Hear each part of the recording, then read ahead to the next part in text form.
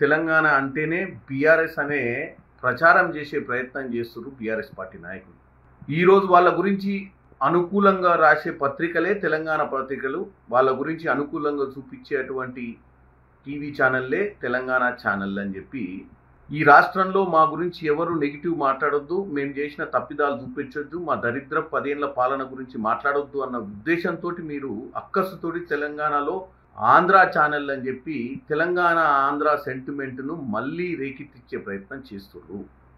తెలంగాణ ప్రజలు ఒకటి గమనించాలి, కేసీఆర్ అయినా కానీ ఎన్టీ రామారావు దగ్గర పోయి బీఫామ్ తీసుకున్నటువంటి ఆంధ్ర పరిపాలకులుగా ఉన్నప్పుడు ఉన్న వారి దగ్గర పనిచేసిన వాళ్ళే.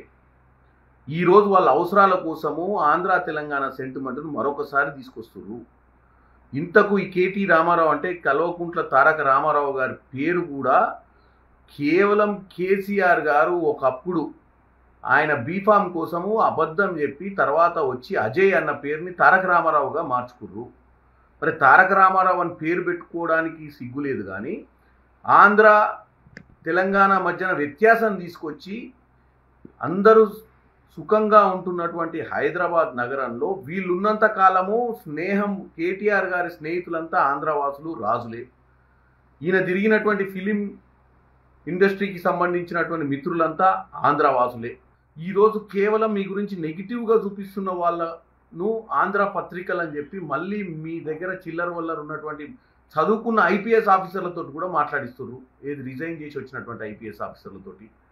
అంటే కేటీ రామారావు గారు, మీరు చదువుకున్నది గుంటూరులో విజ్ఞాన్ కాలేజ్లో దానికి జ్ఞానం లేని మాటలు మాట్లాడుతున్నావు. నువ్వు చదువుకుంది, పెరిగింది, పేరు పెట్టుకుంది, మీ 10 సంవత్సరాల పాలనలో మీరు వాడుకుంది.